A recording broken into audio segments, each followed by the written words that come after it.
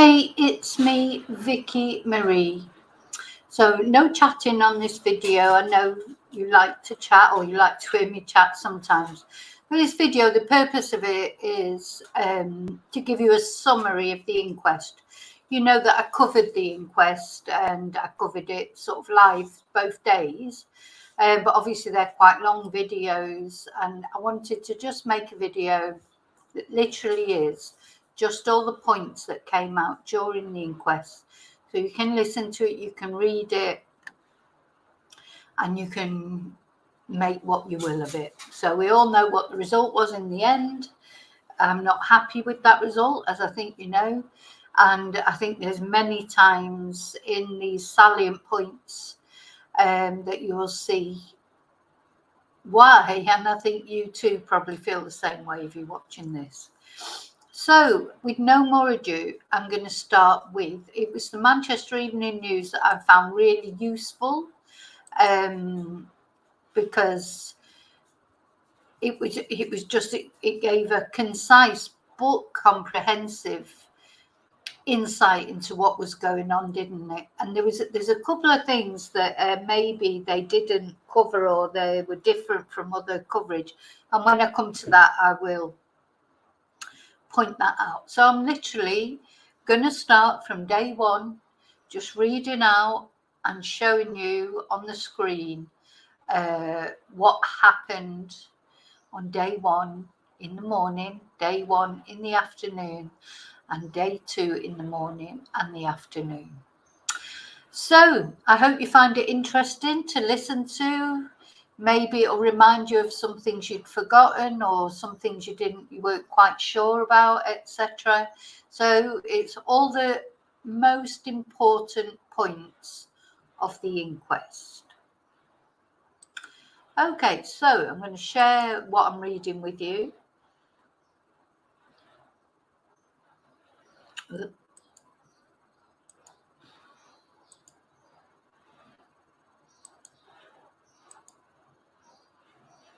Okay, so I think you should be seeing that.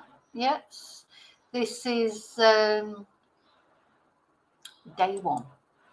So we started off with the timings of the go down to the right at the beginning. So we started with what time the inquest was due to begin, which was 10 a.m. Mr. Aidley did not turn up until 11 a.m. So it got off very late. Sure, he had a good reason. I hope he had a note. Maybe it was traffic. Maybe he was finalising some final things. But the inquest did not start till 11 or after 11. He turned up at 11. Okay, so the timings of the day was that the inquest was supposed to run from 10 to 1, then a lunch break, then from 2 till 4 or 5. People were being escorted in. Then witnesses were being brought in ahead of evidence starting. It described, some of this I'm not going to read out because it's not relevant. It's describing the chamber. Okay, might be interesting. The chamber is a large room with a mezzanine balcony area. The coroner, Mr. James, I always call him Mr. James Aidley, which probably annoys him because he is, of course, a doctor, will sit at the front with the coroner's officer at his side. And witnesses will take it in turn to sit in the witness box just in front of the coroner with any family immediately in front of and to the left of the coroner. Then the legal teams arrived. Terry Wilcox. And this was a surprise. I remember thinking the legal teams. Because often at an inquest, you don't have a legal team because this wasn't an inquest with a jury. So it surprised me. But anyway, we know now why the legal team arrived. Terry Wilcox and Sophie Cartwright Casey, part of the legal team representing Nicola's family, have just arrived in court. Sat behind where any relatives will be sitting is a row of 10 people understood to be witnesses. Everyone is being brought into the chamber in small groups. Then outlined that tomorrow Nicola's partner and sister were due to give evidence. So Then I'll go past the intense public interest because we know there was intense public interest. Then 3 senior police officers from Lancashire Constabulary arrived, including Detective Superintendent Rebecca Smith. Coroner's officer arrived, so this is 10:20, 10:32, still waiting for the inquest to begin. Then it had a little discussion about the coroner. He's a former, they're probably trying to fill in time here, a former ENT consultant and a barrister. Okay. Then Nicola's family arrive. Nicola's partner, Paul Ansell, and her mum, dad and sister arrive, sit on the front row. Paul is sat next to Nicola's sister, Louise Cunningham. He's wearing a light blue long sleeve shirt. He has remained silent since coming into court. Expressionless, he's looking straight ahead to where the coroner will sit. Nicola's sister is glancing around the room while her parents, Ernest and Dot, sat silently. The people I knew that went to the inquest says there wasn't any interaction between Paul and Louise until he broke down on the second day, wasn't it? But anyway, then he finally arrives, the coroner, and he addresses the family. He says, "I'm sorry that you're attending court under these circumstances. You have my deepest condolences, and I would be grateful if you would pass that on to the children who are not in court for obvious reasons." That was quite sweet, wasn't it? Then the family told the coroner they would prefer him to refer to her as Nikki. And then Dr. Aidley says he's aware there's extensive social media and press interest. The witnesses declared to give evidence on the first day are the Home Office pathologist, a police diver, Professor Tipton and Dr. Morgan, who are experts on how people drown, an expert on body flotation after death, 9 members of the public who were in the area of the River Wire when Nikki went missing, and Detective Superintendent Rebecca Smith. On the second day of the inquest, they would hear from a doctor, Nikki's GP, and members of her family. And this is ironic because then the coroner issued a contempt of court warning. The coroner has taken the unusual step of warning members of the public if anybody has the slightest inclination or is contemplating disrupting this inquest, they should be aware this may amount to contempt of court, and that the consequences could be a significant fine or prison. So I don't know who he was referring to there, because in hindsight now, apparently there were only about 31 members of the public there.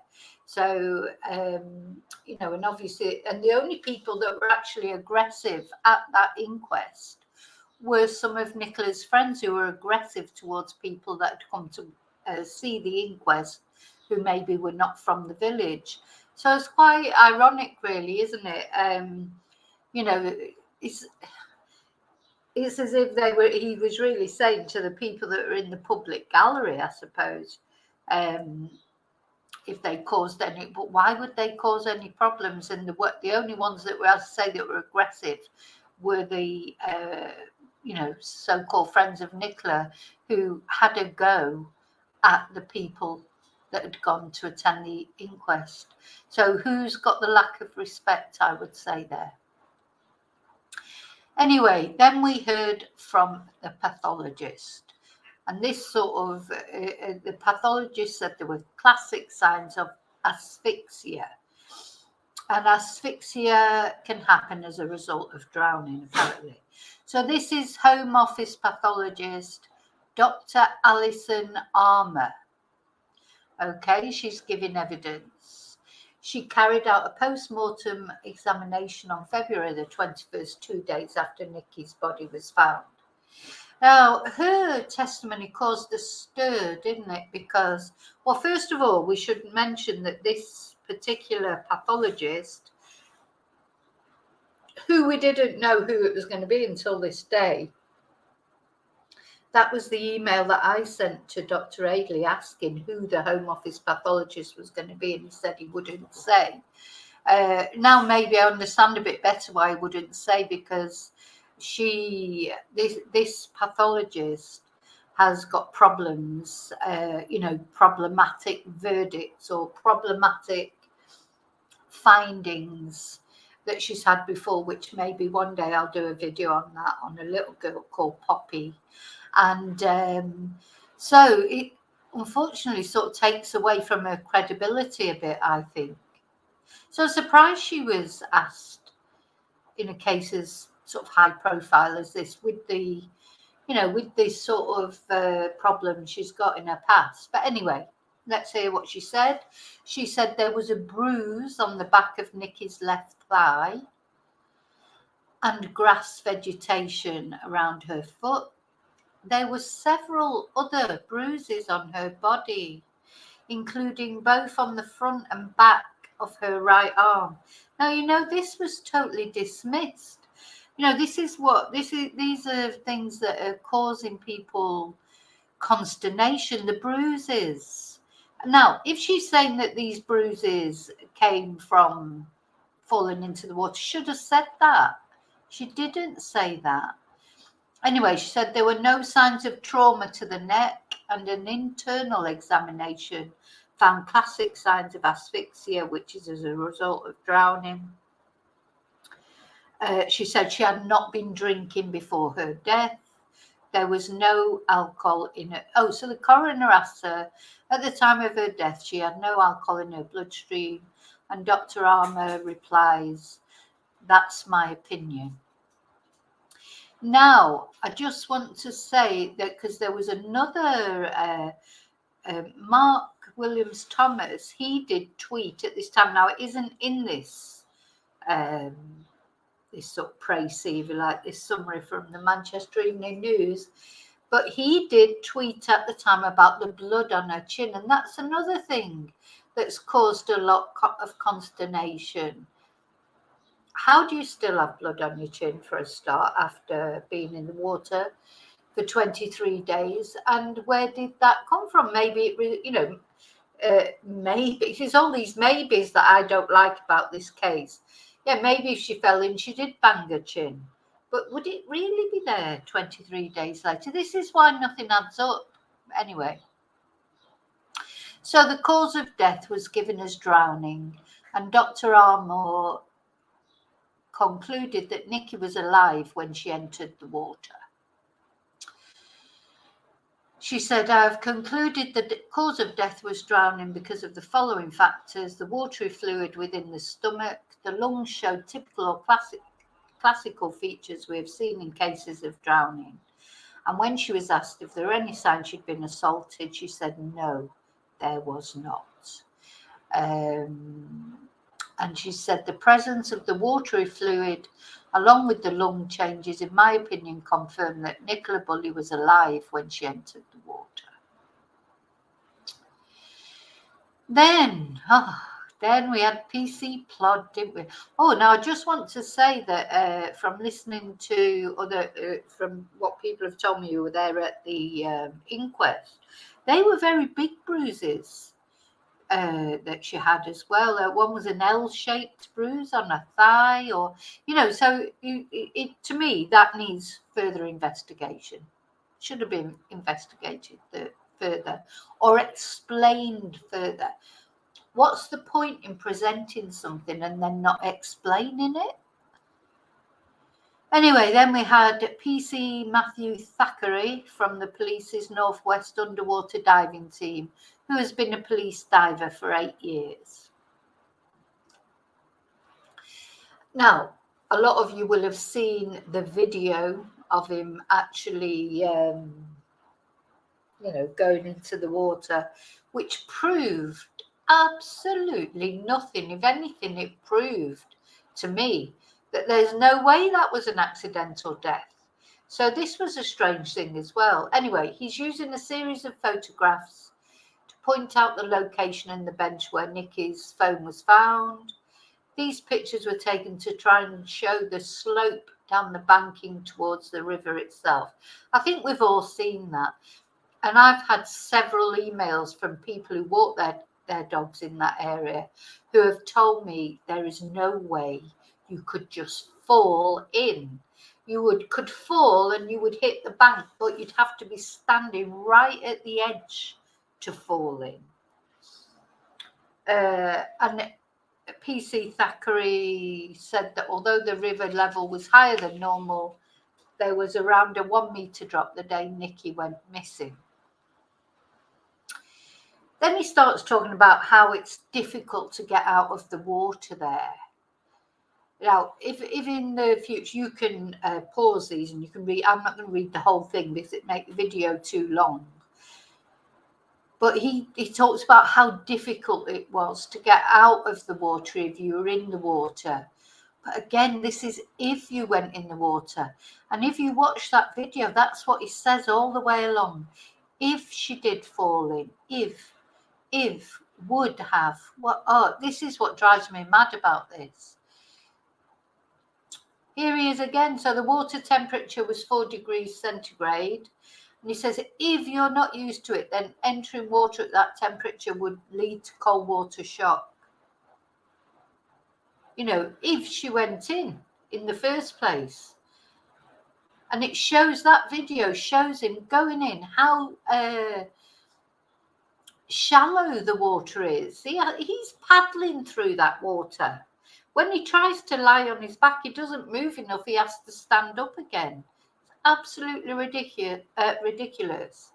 And Maria Solars, who filmed that, she was the lady that filmed that.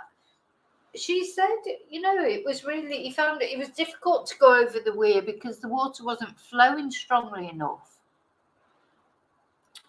And then he says, it's my belief that if she did fall in, she was probably floating and being pushed along the flow. Well, you'll see later that the other expert says when somebody drowns, they go straight to the bottom. And really, PC Thackeray, if she was floating and being pushed along the flow, nobody saw her. These are the discrepancies. Anyway, so it took him 3.5 minutes to get to this location, and the speed of the flow was 1 ms, which I'm not sure, or 2 knots on the day she disappeared. And he says it would be 2 or 3 minutes before the river would bring you to the first point where a person could climb out. There are steps at the bench at the very area he's saying she may have fallen into. Oh, that's an awful long time in very cold water, the coroner commented. Anyway, so around 100 meters from where Nikki is believed to have entered the water, there is a small island. At this point, PC Thackeray or PC Plod is unable to reach the bottom. The river is about 2 meters deep at this location. Then he starts talking about these overhanging trees. As it keeps saying his feet still can't touch the bottom. I watched that video. He was walking through the water. He was walking through the water with holding the camera. Oh, good God. Anyway, PC Thackeray now discusses a weir. The water flows fast over the weir, and below the weir, the river is tidal. He goes on to point out several snag hazards, such as fallen trees and vegetation, which weren't searched by the police when they arrived at the scene and started diving at 4 p.m. on the day Nikki went missing. However, the fire service did search this area in a boat. So there's nothing said during this inquest, and certainly in the summing up, about why, when all these police, he says in his video that they all made a line and walked down the river, you know, and examined all the snag points except for this particular one. But he did say that the fire brigade examined those. But there's no, and of course, Peter Falding, who just wasn't even mentioned throughout the whole inquest. So there's no sort of questions asked as to why that could be, that Nicola wasn't found for so long. Anyway, then he was asked about his experiences of deaths by drowning, where the water depth is sufficient to be able to stand up. And he said, I have attended a number of deaths where the water is chest deep and with a flat bottom with no flow to the water. You could avoid drowning by keeping calm and standing up, but it doesn't happen like that when you suddenly enter cold water, you grasp and breathe in water, and these drownings could have been prevented if they had kept calm and kept your head above the water, but it's never that simple. In this case, you can't put your foot down. The river was moving, and even if you got to the point of safety, it's difficult to climb out. Now, I'm sure that's true, but the thing is, Nicola wasn't found for 23 days. She was not found on that day or even the second or third day. So, this experience that it doesn't coincide. Anyway, then Sophie Cartwright, the barrister, started to ask PC Thackeray some questions, and he said that his advice is if you fall into cold water is to float, because if you try to swim, you're impaired, your muscles seize, and you tire very quickly. So I would have wanted to ask him, why does he think it took so long to find Nicola? Anyway, nobody did ask him. Then we had these self-proclaimed experts, who are, I'm sure they are experts, but it's the way that they declared that they lead. Dr. Morgan said that he and Professor Tipton lead the world in terms of expertise. I just found that ironic. Well, okay, then, if you say so. So we've got generally people seem to think that they knew what they were talking about. Now, I'm going to sort of go up it. They said Miss Bulley would have drowned in 1 or 2 breaths. There was lots of things that they said, and I'm sure they're all true. But at the end of the day, the fundamental thing is, and you can read this, you can pause this and read, is they're assuming that she fell in the water. It's all if. What would have happened? How she would have reacted. Now, she obviously did go into the water, or so it seems, but did she fall in or was she pushed in? So then he goes on to say that the first seconds in the water, people aren't considering anything else. They're just preoccupied with the challenge they're being presented with. Again, I'm sure all this, he's obviously an expert, but it's all based on the assumption that Nicola fell into the water. She would have lost consciousness in a matter of seconds because the temperature was 4 degrees. People, I don't believe that.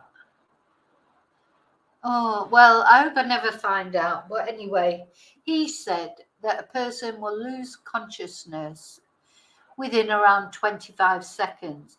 Now, several people of my subscribers, have told me about experiences where they fell into water and they survived.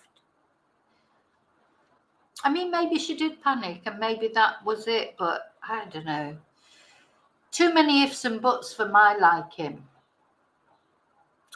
And they're saying she'd only be able to hold her breath for 1 or 2 seconds, 10 seconds at best, and most likely 1 to 2 seconds that you'd be able to hold your breath.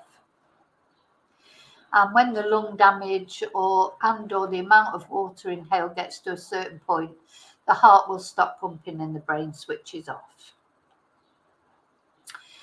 And then, so that was Dr. Morgan. Then Professor Tipton says, in my opinion, given the nature of the likely entry into the water at speed down a steep slope, I think Nicky had a gasp response under the water, which initiated the drowning response very quickly. She would have died in less than 10 seconds. So again, in my opinion, I think she would have. I mean, it's comforting, I suppose, for the family to think that, you know, Nicola didn't suffer too much. Maybe that's the reason why. But would have, in my opinion, given the nature of the likely entry, I think she would have. That, to me, when you come to make, you know, at the end of the day, it's a court decision. It gets inscribed into the public records, and it's all conjecture, speculation. Then they adjourned for lunch. When they came back after lunch, we heard from former police dive supervisor Sergeant Lorna Dennison Wilkins, who is an expert on what happens to a body after a person dies by drowning. Now, she completely contradicts what PC Plod Thackeray has said, because she says that although the clothing Nicky was wearing would have given initial buoyancy, the air bubbles would have been removed by movement and Nicky's body would have sunk. The sergeant agrees that people can drown in relatively shallow water if the temperature is cold. She says that 44% of fatalities in water occur when someone had no intention of entering the water, i.e. if they fell in accidentally. Well, 44% is less than half. Do you see what I'm saying about it's all speculation? What we're not supposed to do is speculate, and the whole inquest was speculation. Then Dr. Aidley, in fact, I'm going to call him Mr. Aidley because I hope it annoys him because he's annoying me, has described Nicky as a holiday swimmer. A holiday swimmer, what the hell does that mean? And he asked the expert what it'd be like to try and swim against a water speed of 1 miles per s, whatever that is. And she says it would be almost impossible to swim against the current. It wasn't a current. You would have to go with the current and then find a place of safety. Okay, then we go to the witnesses. The next witness was Kate Kiernan, a member of the public in the same area when Nicky went missing. She's a receptionist at the veterinary surgery. She dropped her children off at St. Michael's on Wyre Primary School. She saw Nicky. Nicky seemed her normal self. She had the dog with her. Willow was sat in the back of the car. They said good morning to each other, started talking about dogs. I presume she was going for a walk because that's what she normally does in the morning after the school run, she added. She said Nicky told her about going to buy dog food the week before and said, "Oh, I can't believe she's classed as a senior," after telling Miss Kiernan that Willow was age 7. So she went on the school run. Now we've got this Mr. Fife. Richard Fife was walking his dog on the fields close to where Nicky was last seen. He knew her to say hello to, as they often saw each other while out walking. Between 9:10 and 9:20, he says he saw Nicky from a distance. Was it Nicky? Well, he says he saw her from a distance. Then this was like, oh my God, you know, this really, because none of us knew about this. This dog walker saw a man in black walk towards where he saw Miss Bulley. Mr. Fife says he saw a male he referred to as a man in black as he walked towards where he saw Nicky and assumed he was waiting for a lift. Mr. Fife then says he saw him again on his way back. He was dressed all in black and possibly a beanie hat, and Mr. Fife thought it was strange he was still there. He was about 6'1", the inquest hears. He then got in his car and drove off. When he drove past where the man had been, he was gone, the inquest is told. After hearing Nicky had gone missing, Mr. Fife reported his sighting of the man in black to police. We still don't know who that man in black was. That's another just dismissed then. Why was he even brought to give this evidence if then they just dismissed it? Then we've got Claire Cheshire. She saw Nicky at about 8:40 as they dropped their children off at school. She said, as Nicky would always do, she bent down, stroked my dog, smiling, at the same time as walking along in the direction of Garstang Road, which was very normal behaviour. She said she would often see Nicky out as they regularly took their dogs on similar walk routes. She later saw Nicky and Willow again approaching the gap between the two fields. She could see Nicky in the corner of the lower field.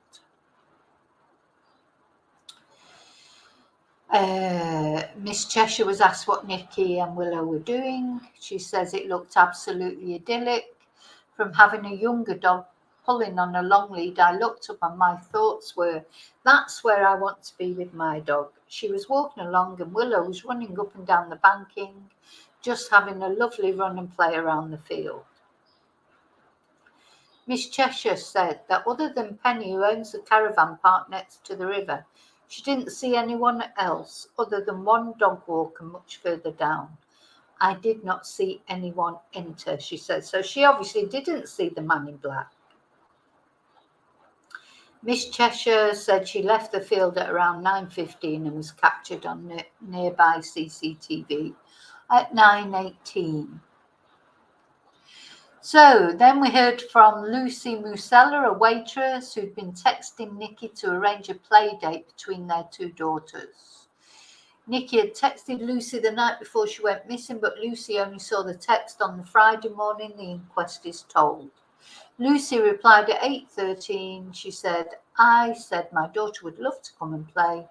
At 8:59, Nicky replied, confirming a time, and used a smiley face emoji. Lucy and Nicky were also due to meet up the following day together with other mums.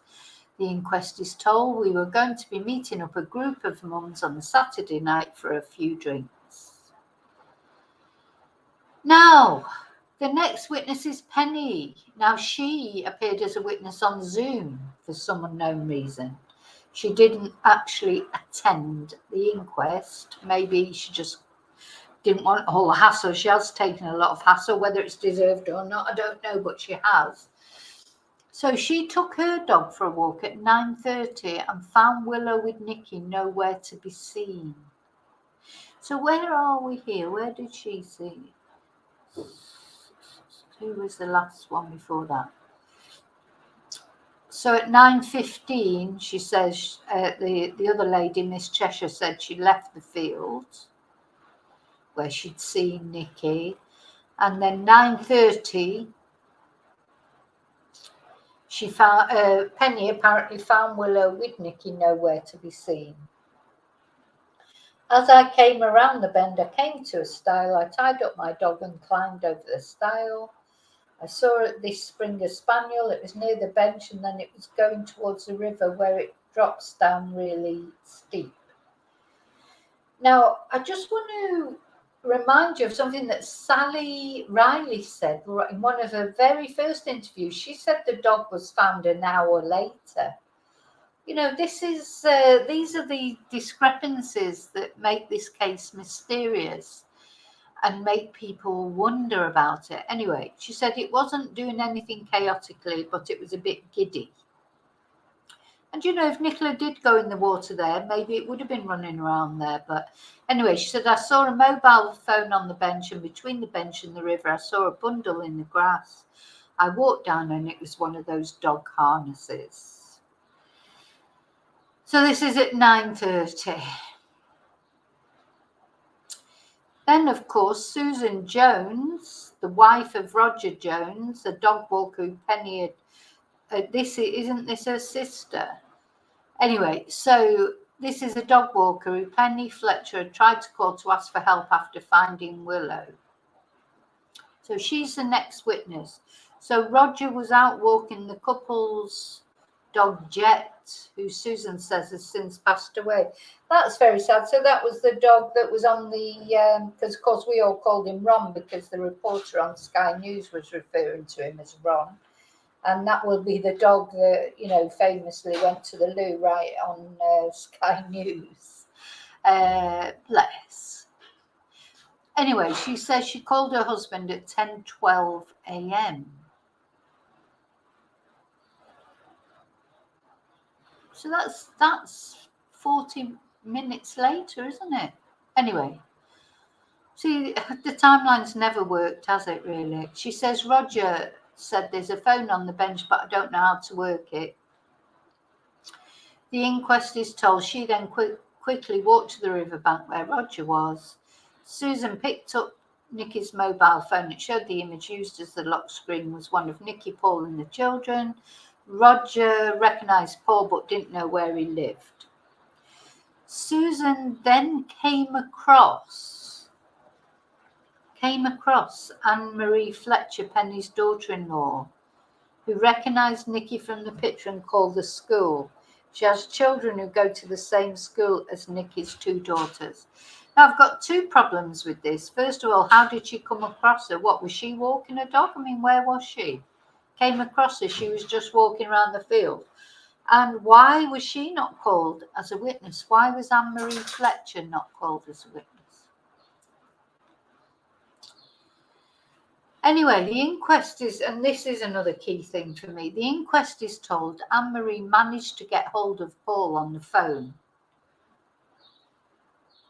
This was a discrepancy, that's right. When I was reading this out, I remember, because of course it's always been said that the school phoned Paul.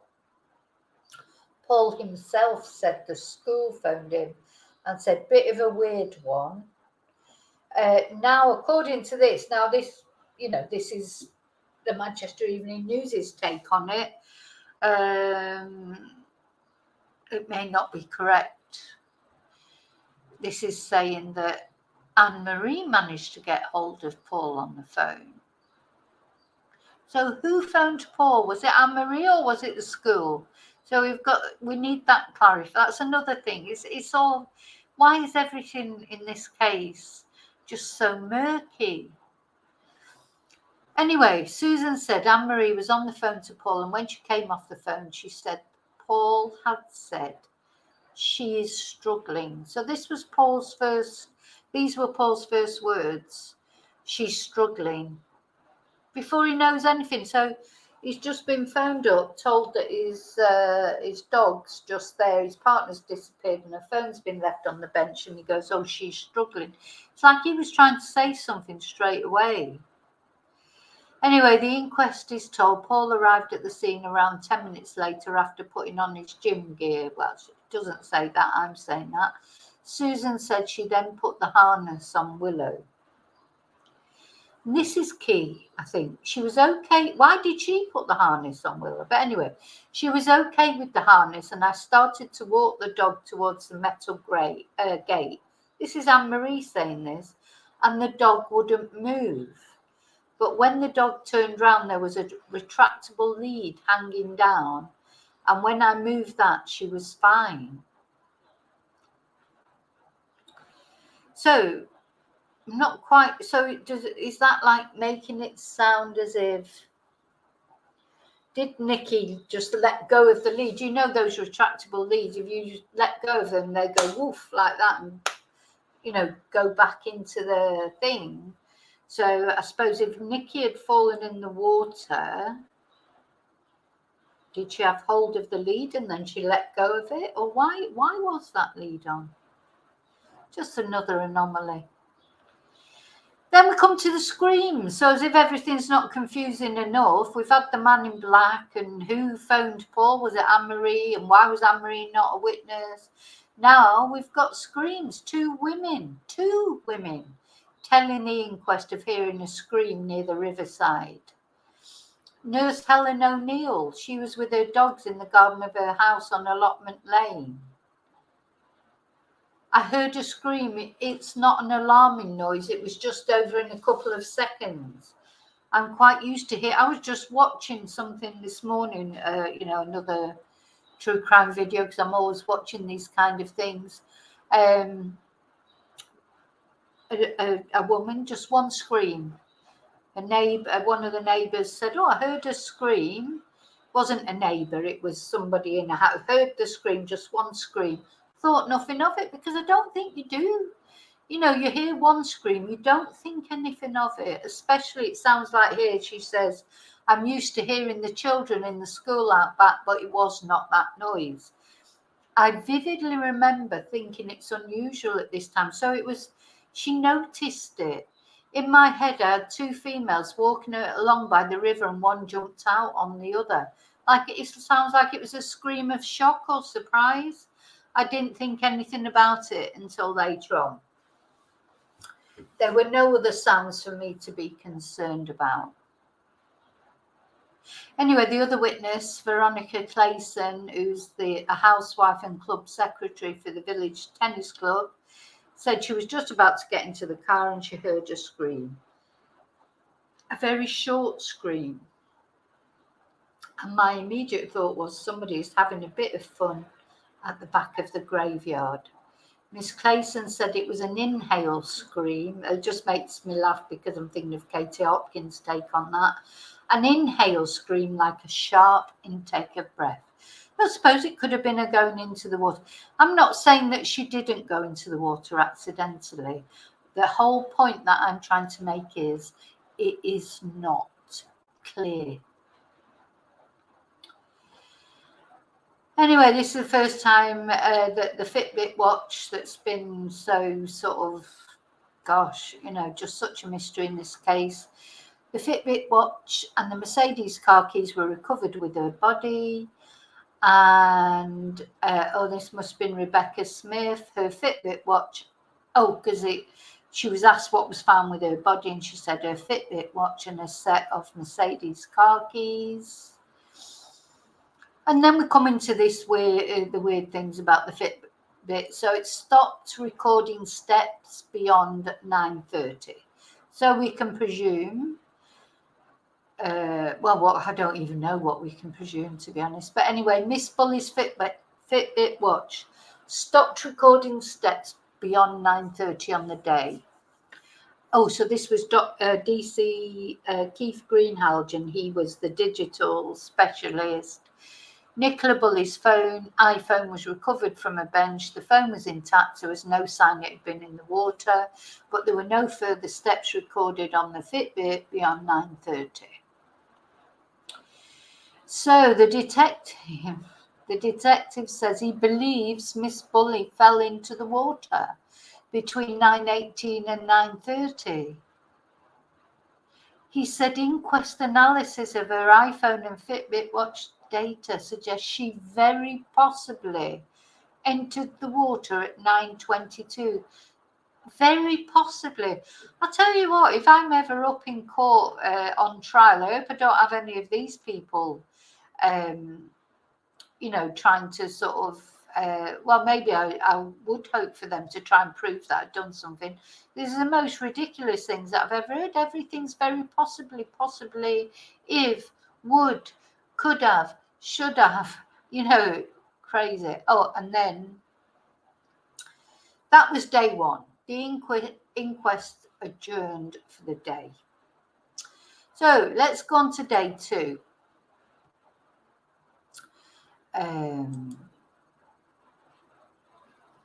Let's see, where does it go? We need to go down to the beginning. Now, day two, they did start exactly on time. In fact, they started so exactly on time, some people got locked out of it and couldn't even go in and listen to it. So let's see, who's going to give evidence? So today in this, we're going to hear from the mental health clinician, Teresa Lewis-Levy, and Dr. Rebecca Gray, who's Nikki's GP. We're also going to hear from the family. So the GP gives evidence. She's a GP at Great Eccleston Health Centre, where Nikki was registered. In December 2018, she consulted her GP about anxiety. She was prescribed citalopram, an antidepressant. In February 2019, she was prescribed propranolol, a beta blocker. Anyway, so that's just the medication she was on. And the inquest is told that tests in July 2021 confirmed Miss Bulley was post-menopausal.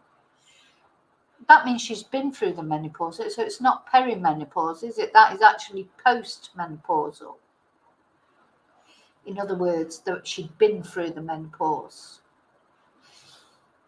So within a month of starting on HRT in October 2021, she went back to the GP and said she was experiencing headaches, which were a known side effect. The dose and the medication was tweaked and the headaches resolved. In January 2022, the inquest is told Nikki presented with fatigue and said she felt more anxious. She had started a new job and she was finding it stressful. The GP ordered some blood tests which were all normal. There is no mention in the records of Nikki reporting any suicidal feelings or self-harm. Now, let's see, was she ever asked about anything else? But anyway, in February 2022, at the HRT review, Nikki appeared emotional and said her anxiety had increased along with low mood. The doctor tweaked the level of estrogen in the medication. In her next review, she was struggling with sleep and she felt this was due to work. She described her brain felt like it was overloaded and she had tried taking Nitol herbal tea and sleep spray.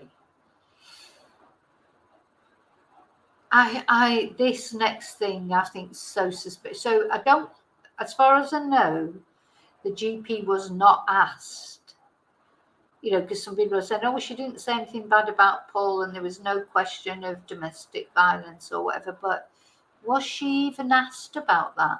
Anyway, on January the 11th, 2023, Nikki went to the walk-in centre at Fleetwood and said she had fallen and banged her head the previous night and was feeling drowsy and had been sick. I find this quite upsetting, actually, the inquest is told. She was sent to A&E at Blackpool Victoria Infirmary where a head CT scan found no internal injury. Who took her there, I wonder? Who actually took her? Surely she didn't drive herself if she'd fallen and banged her head and she was feeling drowsy. Anyway, at one stage over Christmas in 2021, Nikki stopped taking her HRT medication. No, well, that was 2 years before that. I don't know if that's relevant. Anyway, she went on to say she had subsequently restarted it and she said this did improve her hot flushes. I think that trip on January the 11th, 2023. So isn't that the day after the welfare check?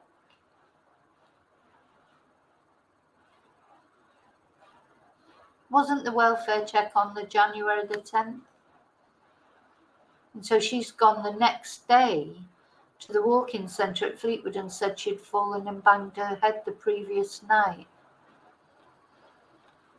Right. Okay, so let's see. So now Louise. Oh, no.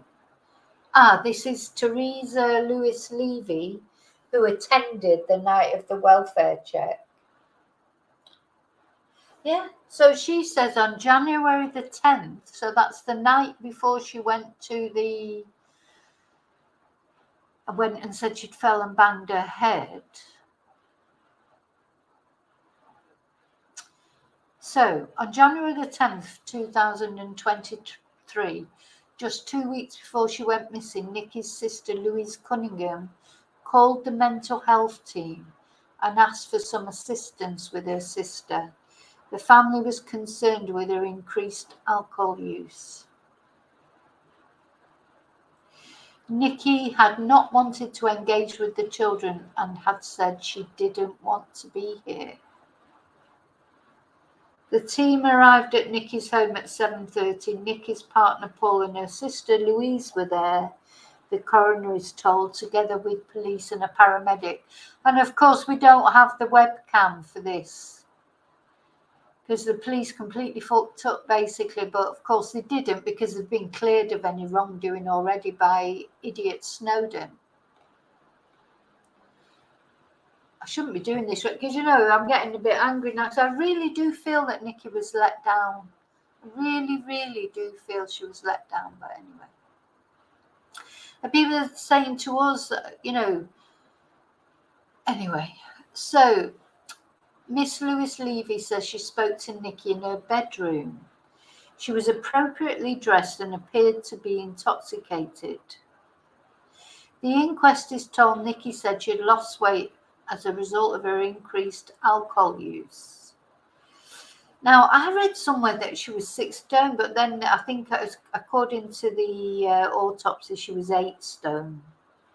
Anyway, the conversation with was very slight anyway, but the conversation with Miss Lewis Levy was quite brief. Quite brief. What, she just literally 2 minutes, or did she actually sit? She should have sat with Nikki and talked to her and asked her what was going on, surely. Anyway, Nikki said she was tired and wanted to go to bed.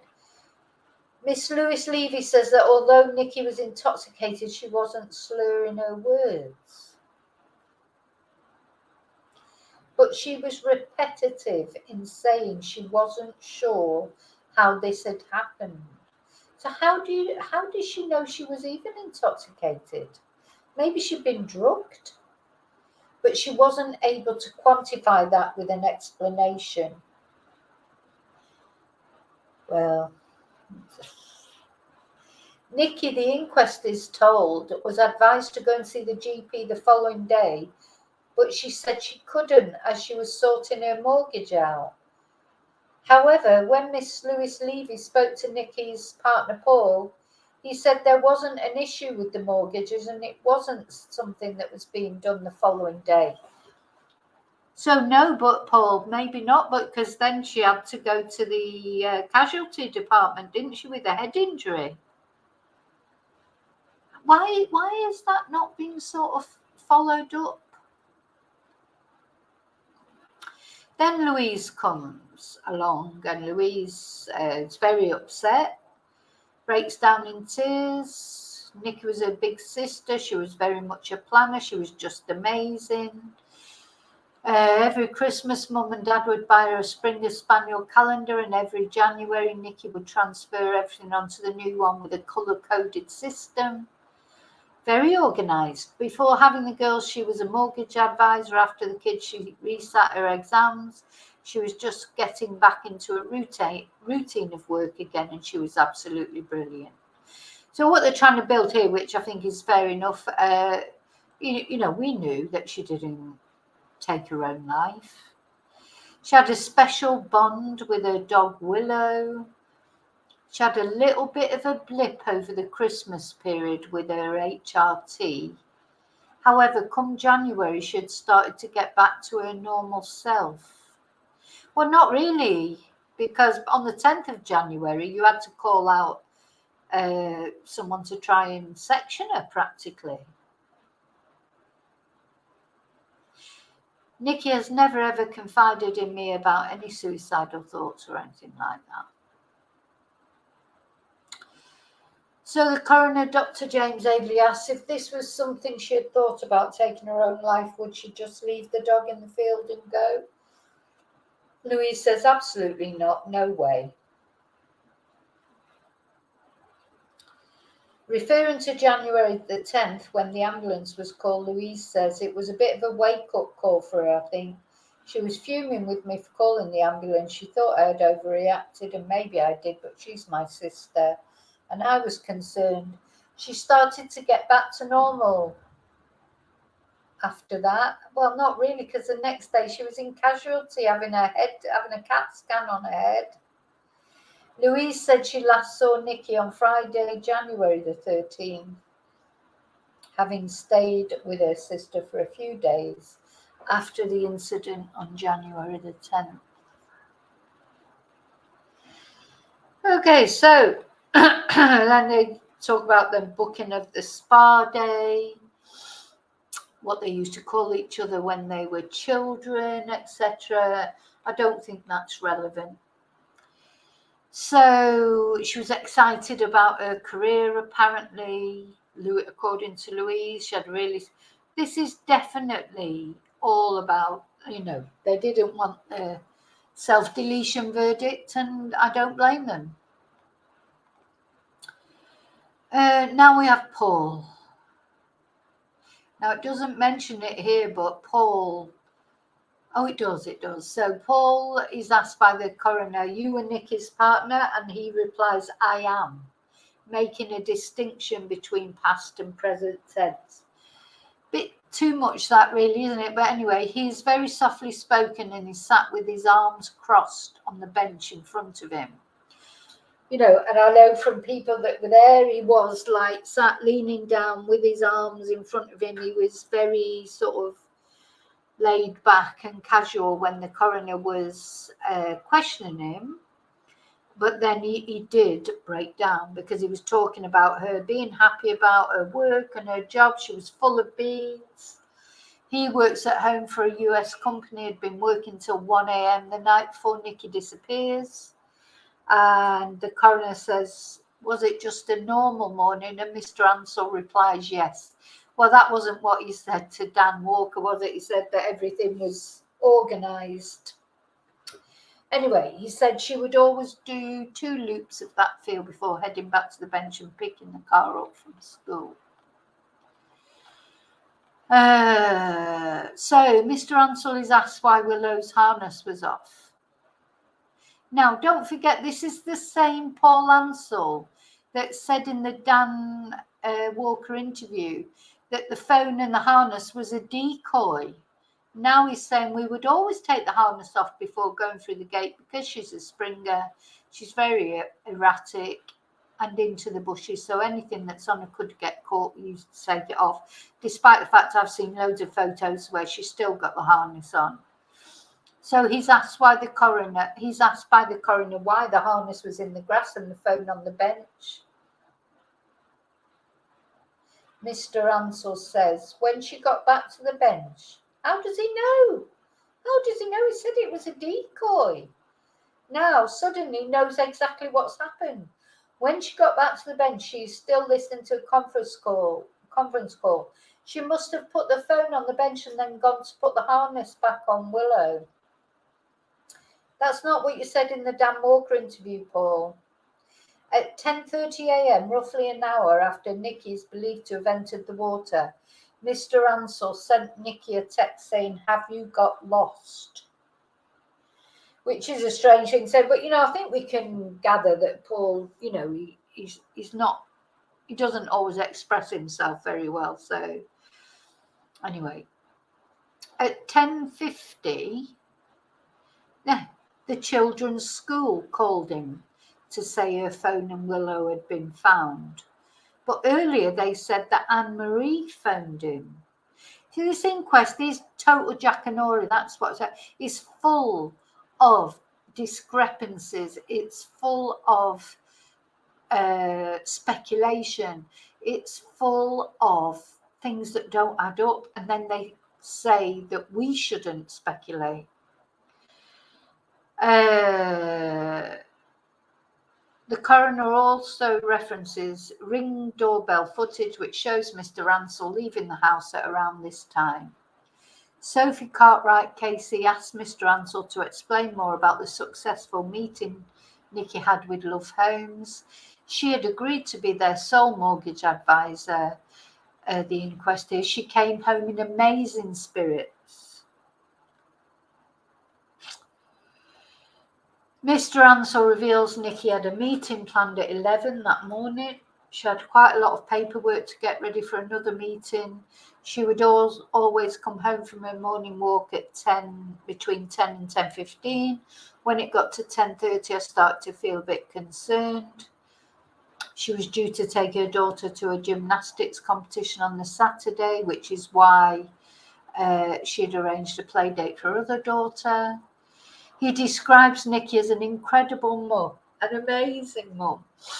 Reading from Mr. Ansell's statement to the coroner, the family's barrister says, Your daughters and her daughters were her absolute world.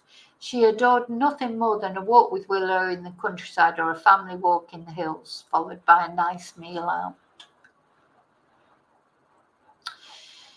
Anyway, he says would be no reason why Nikki would put the harness down on the ground. He says the phone would have been on the bench because Nikki would have put it down in order to put the harness back on Willow. He said that at the time she disappeared, she had stopped drinking and was back taking her HRT medication.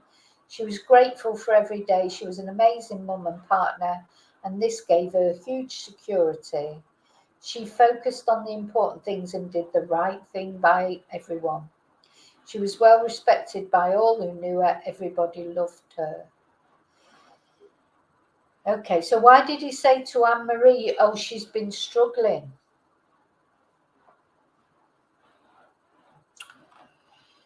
Anyway, then Ernest and Dot came up. Now, I have to say that during that the testimony that Paul gave, he did break down. I can say that one person who was there watching said it wasn't very convincing, but I don't know because I wasn't there and I didn't see it. Any of you that were there, you could tell me something different maybe. I think what is true that Nikki's parents, Ernest and Dot, they were very, very upset. Dot cried as she recalled the last time she saw her daughter, which must, Anyway, the night before she went missing, Mr. and Mrs. Bulley had been watching the girls at Nikki's home while she was in a Zoom meeting. Before we went home, we went to the front door and gave them all a kiss and a cuddle, says Mrs. Bulley. We gave her a hug as we always do with our children and with our grandchildren. Mr. Bulley describes giving Nikki a kiss and a hug and he starts to cry. And Mrs. Bulley adds sadly for the last time. Oh. Mr. Bulley has to take several pauses as he speaks to compose himself. She put so much into passing those exams. It wasn't easy bringing up a family and looking to combine the two together, but we knew that she could do it.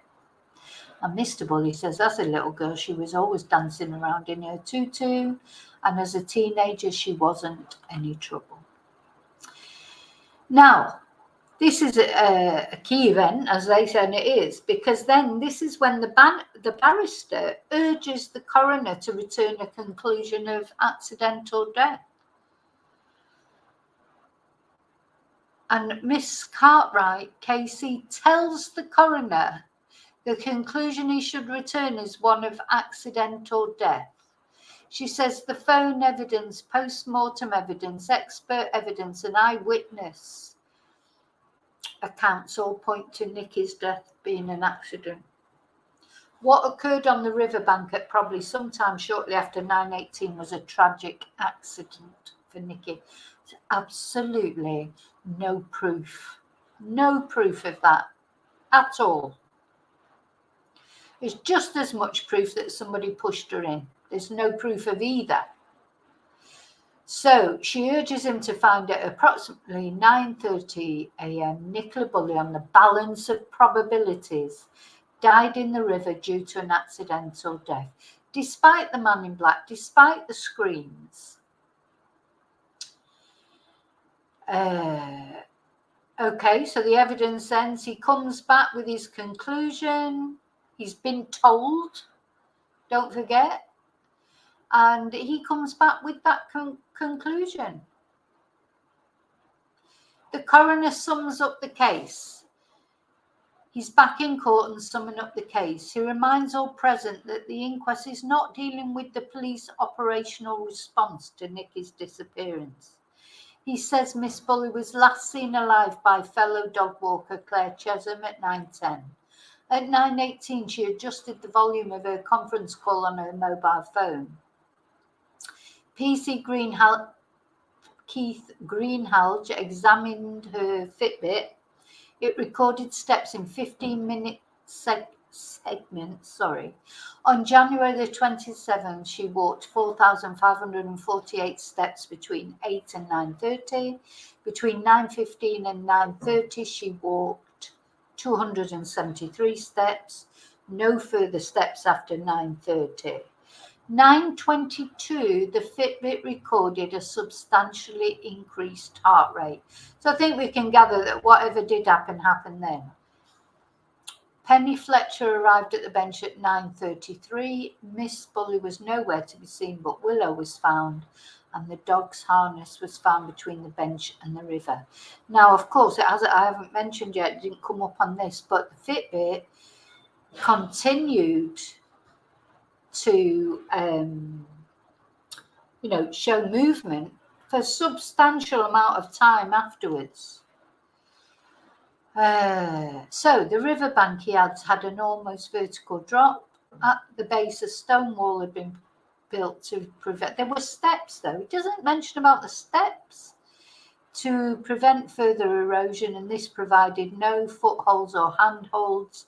If you fell here, you would certainly enter the water. Yes, and you'd just stand there because it would just come up to your knees.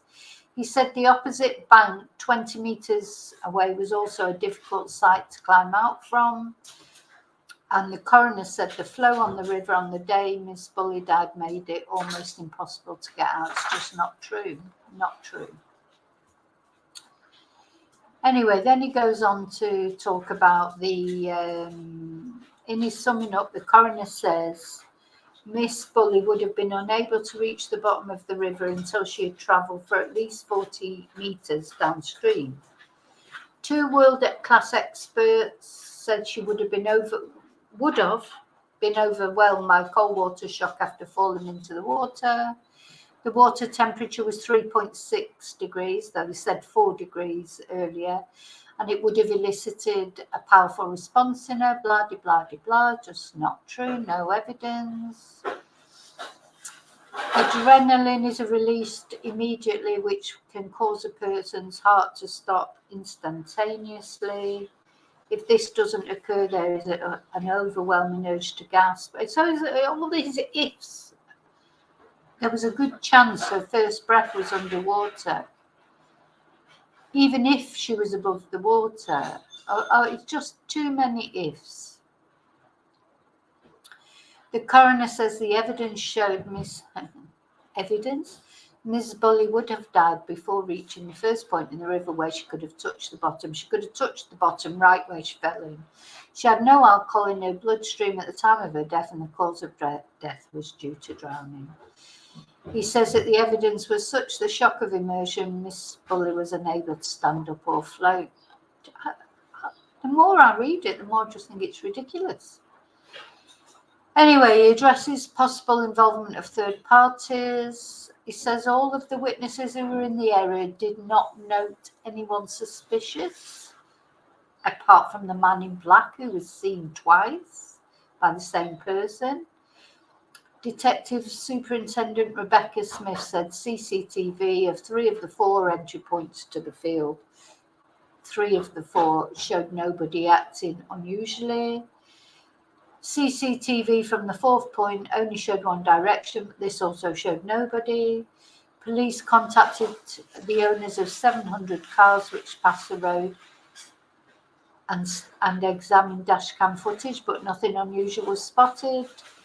No evidence that Nikki was assaulted, apart from all the bruises that she was covered in, of course. He doesn't even mention the bruises, nor that a third party was involved.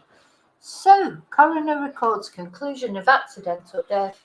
The coroner says it is likely that Miss Bulley entered the water at 9:22 when her Fitbit recorded a significant spike in her heart rate. He says he is unable to determine exactly why she entered the water. And the coroner says he finds that on January the 27th at around 9:22, Nicola Jane Bulley fell into the rubber wire and died almost immediately. He says of suicide there is an absence of any evidence. He says there is no sign of natural causes, and the only remaining conclusion is accidental death, a conclusion he records. And then, for some unknown reason, they decided to release this footage from a Ring doorbell. Why did they decide to release that? And they've never released it before. Just suddenly, they released this, which we hadn't seen this photo with the children, their dog before, but we had seen the photo because we'd seen the CCTV that he sent to the True Crime channel.